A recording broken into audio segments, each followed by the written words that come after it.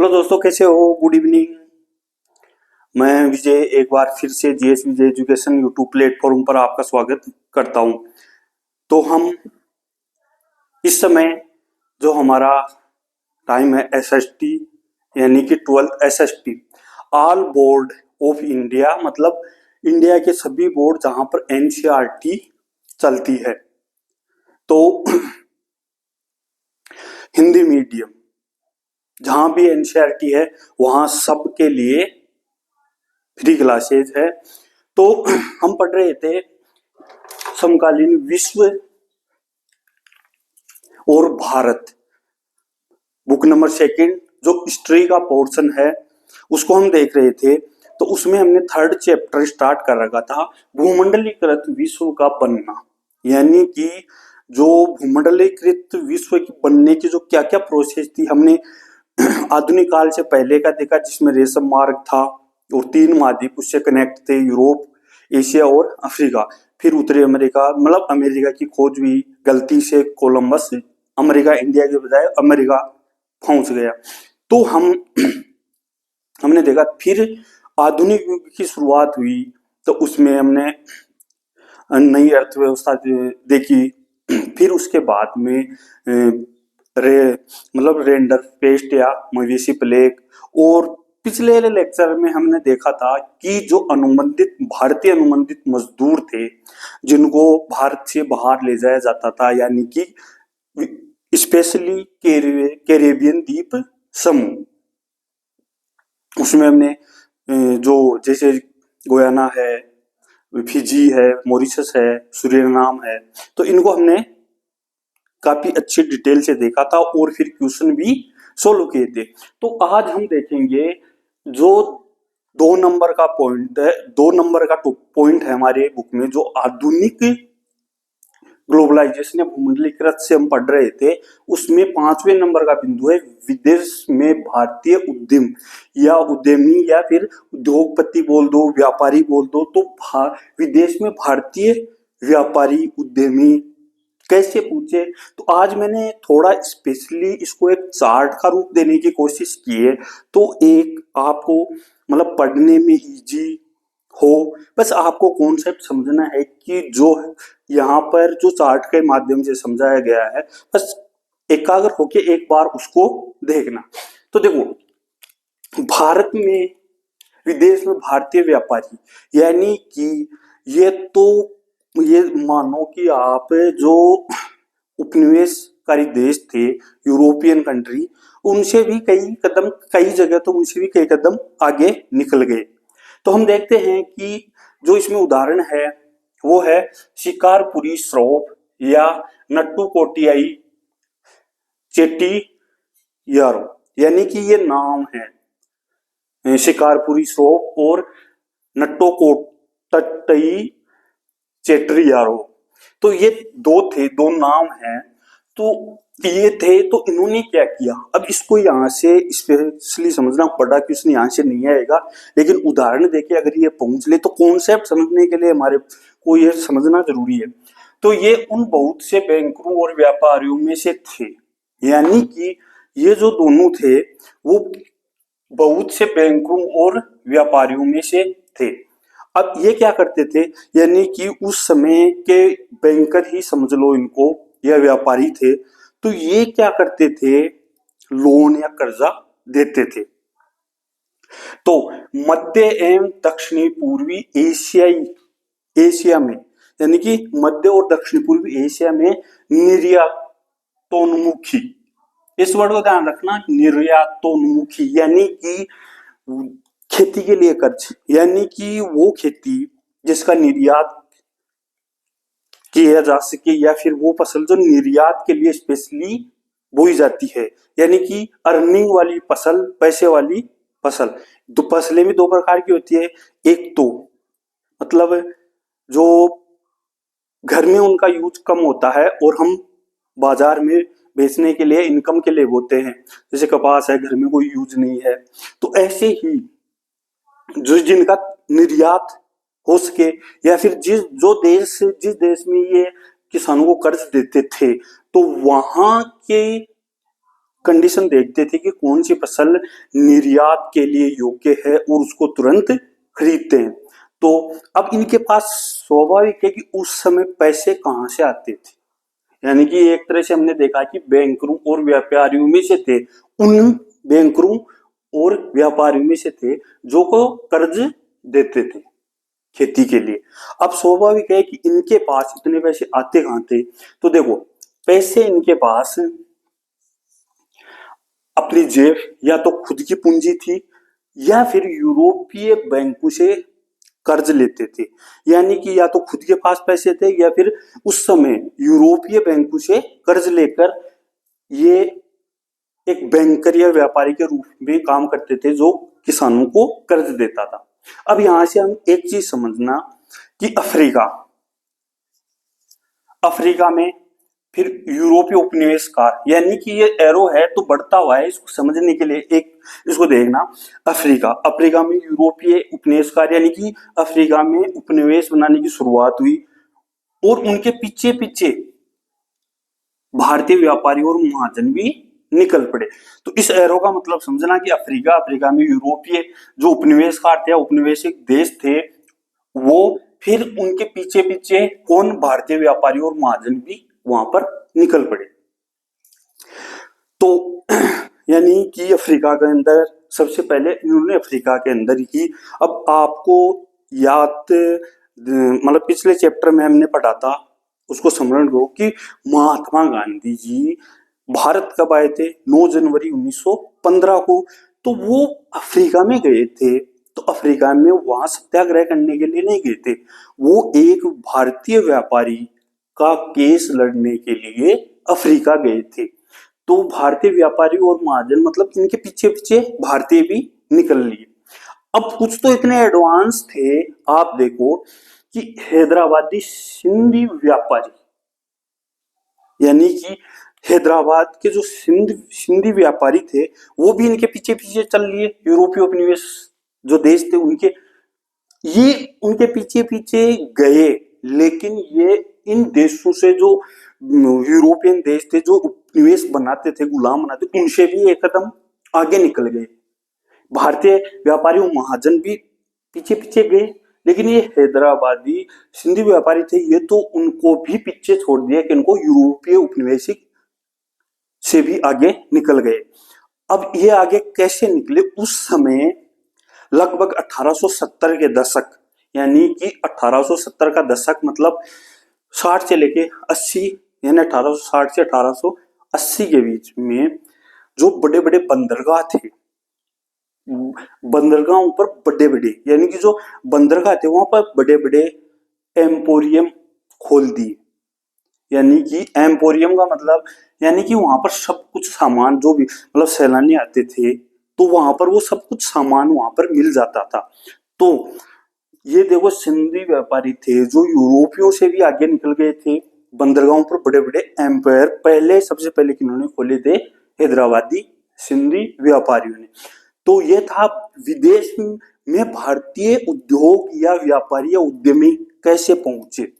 तो एक छोटा सा अपने सब टॉपिक टाइटल था विदेश में भारतीय, तुम हाय होप ये समझ में आया होगा। इसको देखो पहला, इसको अगर आप मान के चलो और नोट्स भी उतारो तो इसको पहला पॉइंट उतार दो, ये तो मेन पॉइंट है ही। फिर है ये दूसरा, और फिर भाई ये है तो इनको पैसे कहां से मिले, कैसे ये लोन देते थे, तो ये तीसरा पॉइंट ये हो गया। और फिर चौथा पॉइंट ये है और पांचवा पॉइंट इसमें ये है। अब समझ में आ गया होगा। इसको देखो, एरो का मतलब है इधर बढ़ती हुई कि अफ्रीका में यूरोपीय उपनिवेशकार गए और फिर उनके पीछे पीछे भारतीय व्यापारी और महाजन भी पहुंच गए। तो अब है 2 नंबर पॉइंट का छठा सब टाइटल, यानी कि सब पॉइंट है भारतीय व्यापार। इसमें 3 पॉइंट हैं। भारतीय व्यापार यानी कि यहां तो उद्यमी पहुंचे थे, भारतीय व्यापार, उपनिवेशवाद और वैश्विक व्यवस्था। इसमें हम देखेंगे कि भारतीय जो व्यापार था वो उपनिवेशवाद और फिर वैश्विक व्यवस्था। तो इसमें हम देखते हैं कि भारत में उपनिवेश स्थापित हो चुका था इंग्लैंड ब्रिटेन का। तो भारत में जो कपास की श्रेणी थी वो अच्छी क्वालिटी की थी। तो कपास क्या थी, महीन कपास थी। तो ये कपास भारत से यूरोपीय देशों को भेजते थे, यानी कि भारतीय जो कपास थी उस टाइम में अच्छी क्वालिटी की थी, और उस कपास को कहाँ भेजते थे, भारत से यूरोपियन देशों में। पहला ये हो गया, तो कपास इंपॉर्टेंट थी। और पहला पॉइंट हो गया कि जो कपास थी वो भारत महीन कपास थी। ये ध्यान रखना, कपास नहीं, महीन कपास यानी कि बारीक कपास भारत से कहाँ भेजी जाती थी, यूरोपियन देशों में। अब दोस्तों क्या हुआ कि यूरोप में औद्योगिक क्रांति, औद्योगिकरण मतलब जो औद्योगिक क्रांति थी वो सब सर्वप्रथम कहाँ, यूरोप में हुई। तो औद्योगिकरण के कारण यूरोप में भी कपास का उत्पादन बढ़ने लगा, यानी कि जो फसलें थी उनमें अच्छी ग्रोथ होने लगी। कहाँ पर, यूरोप में। तो जो यूरोपीय व्यापारी थे या जो उद्योगपति थे उन्होंने गवर्नमेंट पर प्रेशर डाला कि जो भारत से जो कपास आता है महीन कपास, उसके आयात पर रोक लगाना। क्योंकि भारत से कपास यूरोपीय देशों में जाता था, वहां से कपड़ा तैयार होता था, लेकिन औद्योगिकीकरण के कारण, औद्योगिकीकरण के बाद में वहां पर भी कपास मतलब अच्छी मात्रा में पैदा होने लगा। तो भारतीय कपास था उसको उसके आयात पर रोक लगवा दी। फिर अब इनके सामने बड़ी समस्या उत्पन्न हो गई, इनके सामने, अंग्रेजों के सामने, जो भारत को मतलब जो उस टाइम में सरकार थी वो ब्रिटेन की सरकार थी वहां संचालित। तो जब ये आयात पर रोक लगा दी, तो अब पैसे कहां से आए, व्यापारी जो ब्रिटिश या यूरोपियन व्यापारी थे उनके पास पैसे कहां आए। तो एकदम से जो व्यापार था वो नीचे गिर गया। तो उसके लिए ये यहां हम आंकड़ों पर अगर गौर करें एक बार की, जो कपास के निर्यात पर रोक लगी उसके बाद में जो व्यापार था वो जो कपड़े यानी कि सूती कपड़े का जो निर्यात किया जाता था भारत से मतलब यूरोप में, तो उसके जो निर्यात था उसके आंकड़ों में कितनी गिरावट आई हम इस यहां से समझ सकते हैं।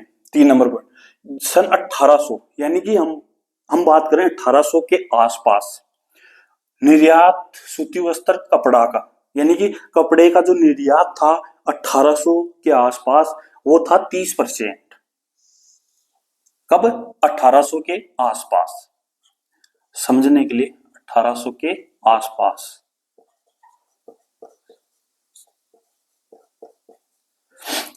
फिर है 1815 में 30 से कितना हो गया, 15%। और फिर 1870 में कितना हो गया, सिर्फ 3%। यानी कि हम देख सकते हैं कि 70 साल में 30% से 3% पर आ गया।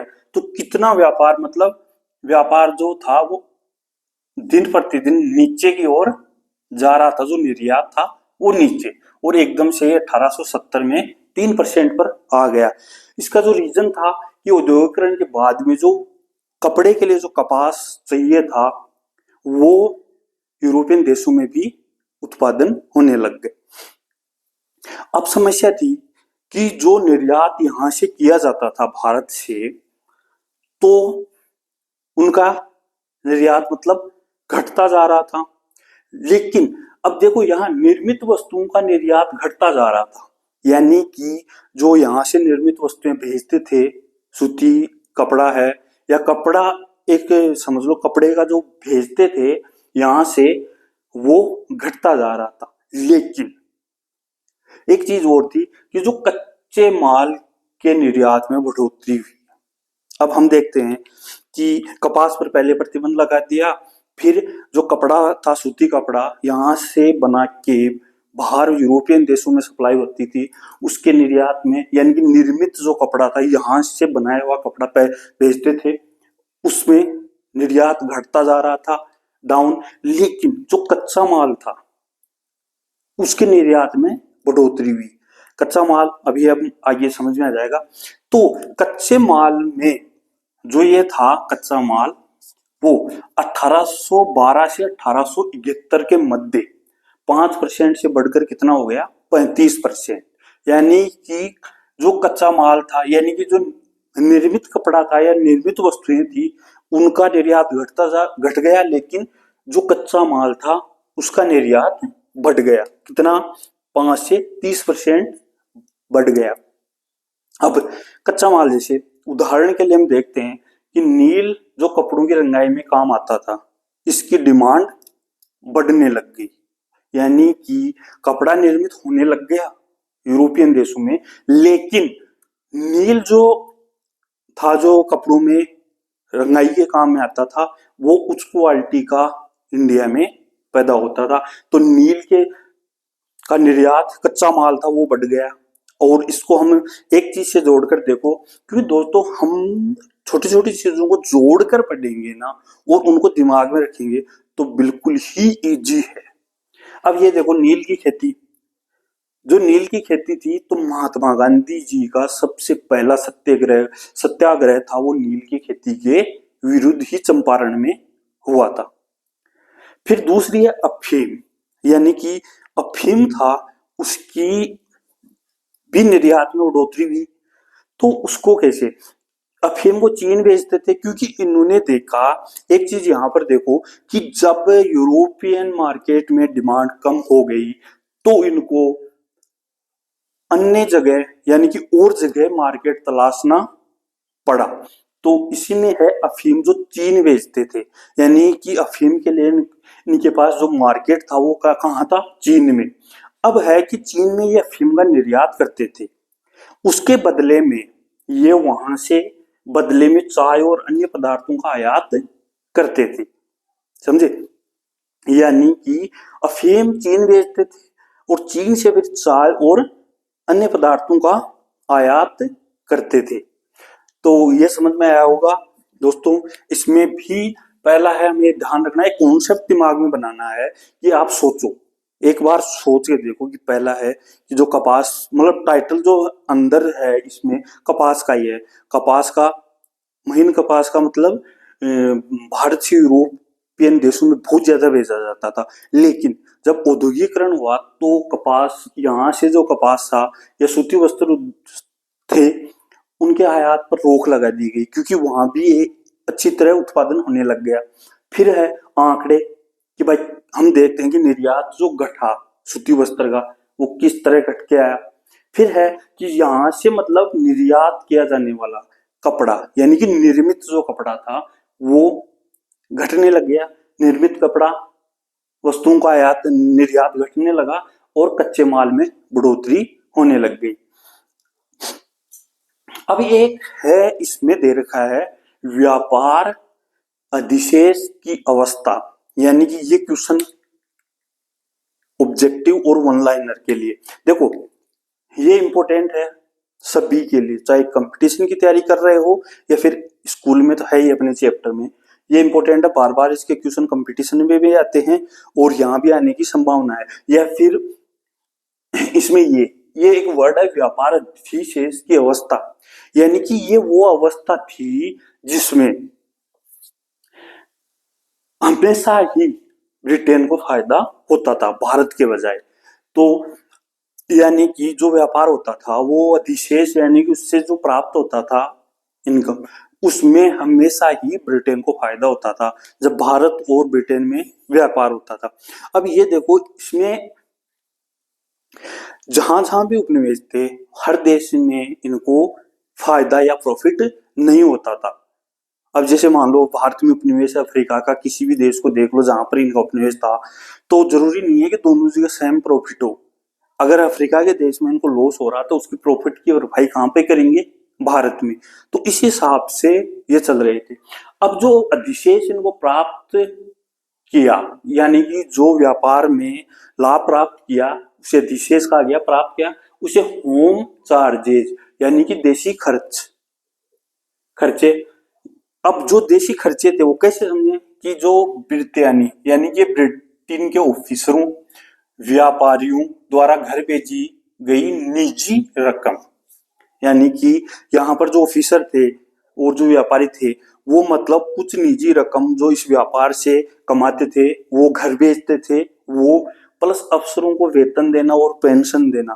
तो ब्रिटिश गवर्नमेंट उनको वहन नहीं करती थी, वो यहाँ इंडिया को ही वहन करना पड़ता था। तो ये कहाँ से बचाते थे? व्यापार में से। तो ये है अधिशेष अवस्था। तो इसमें एक क्वेश्चन आ सकता है कि अधिशेष अवस्था क्या थी? तो इसमें ये है कि भारत और ब्रिटेन में व्यापार में हमेशा ही ब्रिटेन को प्रॉफिट होता था। तो ये है आज की क्लास।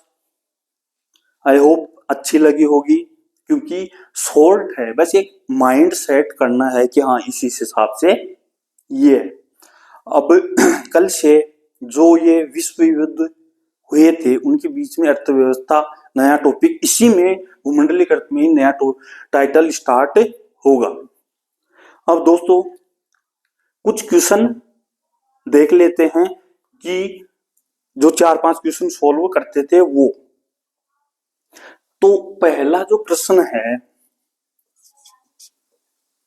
एक नंबर क्वेश्चन है, वो है 19वीं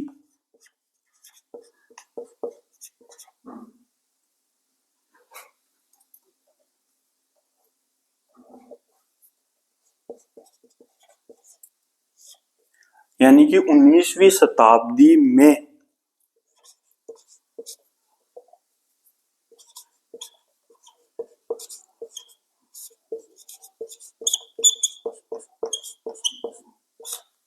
यूरोप के लोग किन महाद्वीपों में बस गए?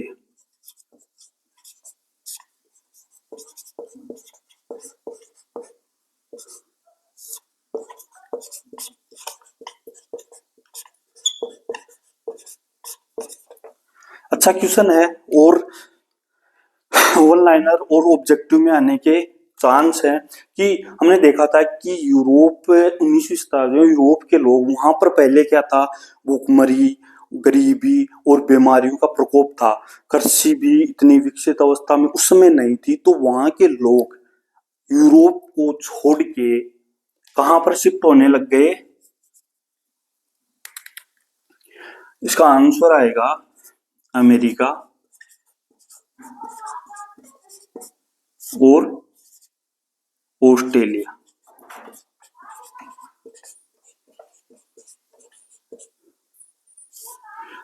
तो उस समय कहां पर जाके बसने लग गए? अमेरिका और ऑस्ट्रेलिया महाद्वीपों में। अब सेकंड क्वेश्चन है, क्वेश्चन नंबर सेकंड, 19वीं शताब्दी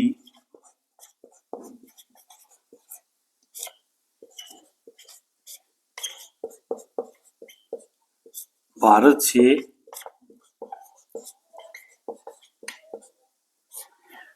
से निर्यात की, विदेशों में निर्यात की जाने वाली, भारत से निर्यात यानी कि विदेशों में निर्यात की जाने वाली दो वस्तुओं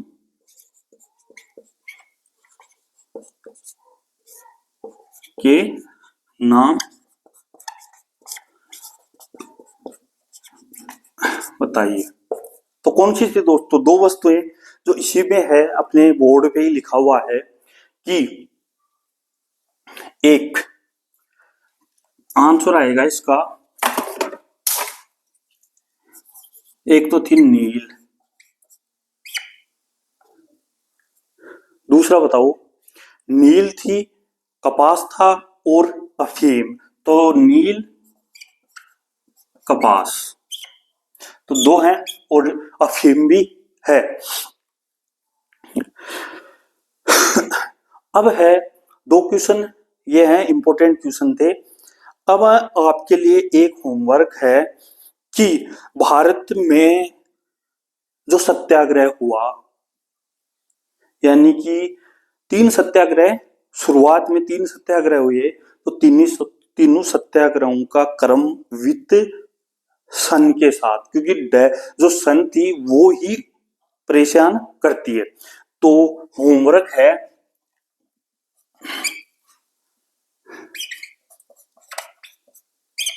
में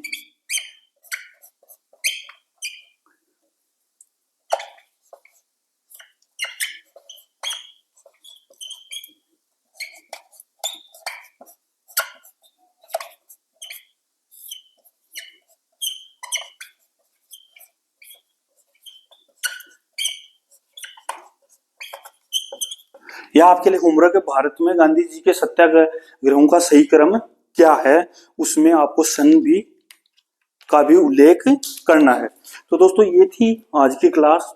अगर आपको कहीं भी कोई कंफ्यूज हो तो आप कमेंट सेक्शन में जाके कमेंट कीजिए, और आपका कोई सुझाव हो तो वो भी कमेंट करना, ताकि कोई बदलाव करना हो या कुछ आपका जो सुझाव हो या समझ में नहीं आ रहा है तो आप कमेंट सेक्शन में जाके कमेंट कीजिए। इसमें वैसा आपको एक ही चीज है कि दिमाग में माइंड सेट करना है कि पहले महीन कपास का भारत से यूरोपियन भेजा जाता था, और वहां पर औद्योगिकरण के बाद वहां पर कपास की खेती होने लग गई। तो भारत से जो कपास यूरोपियन देशों में जाता था उसके आयात पर प्रतिबंध लगाया, या वहां के व्यापारियों के दबाव में आकर प्रतिबंध लगा दिया।